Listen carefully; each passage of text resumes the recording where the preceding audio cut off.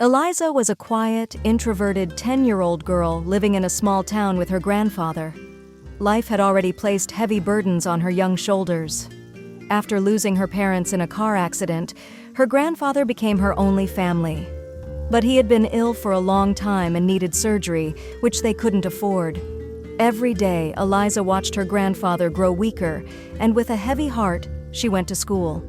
School was a nightmare for Eliza. Every morning, she put on her worn-out cardigan and carried her old, fraying bag to class. She always felt out of place and excluded. Struggling with her lessons, she often failed to meet her teacher's expectations. Her classmates didn't make it any easier. They teased her mercilessly. One day during math class, the teacher wrote a problem on the board and asked, "Who would like to solve this problem?" Eliza stared at the board but stayed silent, avoiding eye contact. The teacher called on her. "Eliza, would you like to try?" Reluctantly, Eliza stood up, trying to make sense of the question.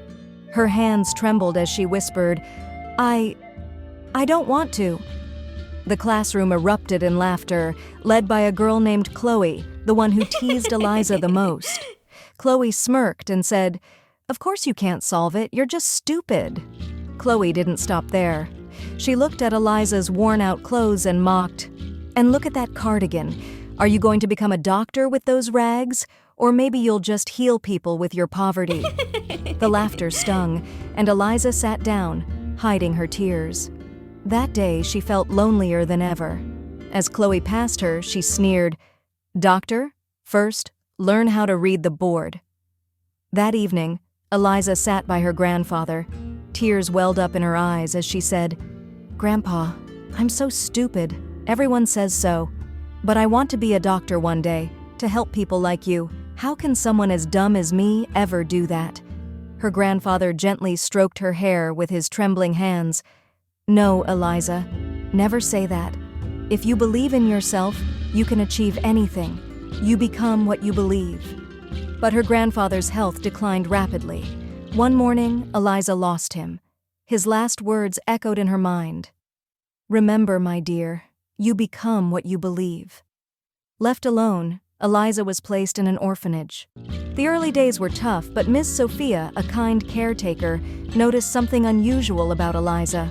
She struggled in class, avoided looking at the board, and bent her head low when reading. Miss Sophia grew curious. One day, while helping Eliza with her studies, Miss Sophia noticed her using her finger to trace the words.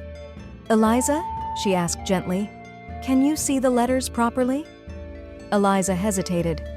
"I can see, but the letters get blurry and jumbled." Ms. Sophia immediately took her to an eye doctor.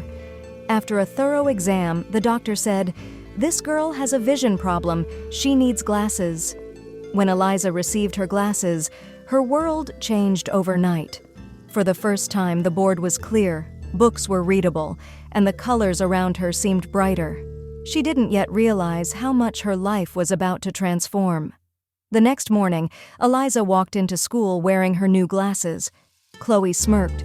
"Oh, look, Eliza got herself a fancy accessory." A few kids chuckled, but this time, Eliza didn't lower her head.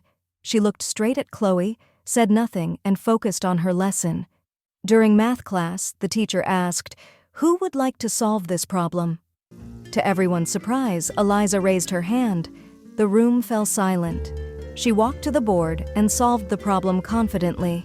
The teacher smiled with pride. "Wonderful. That's correct. Great job, Eliza." The class clapped, but Chloe scoffed. She probably cheated. What, did those glasses make her a genius? Eliza turned calmly to Chloe and said, "No, Chloe, I can finally see the board, that's all. Seeing is the first step to success." Years passed. Eliza pursued her dream of becoming a doctor and succeeded. She was a respected physician, known for her kindness. One day, while reviewing her patient list, a name caught her eye.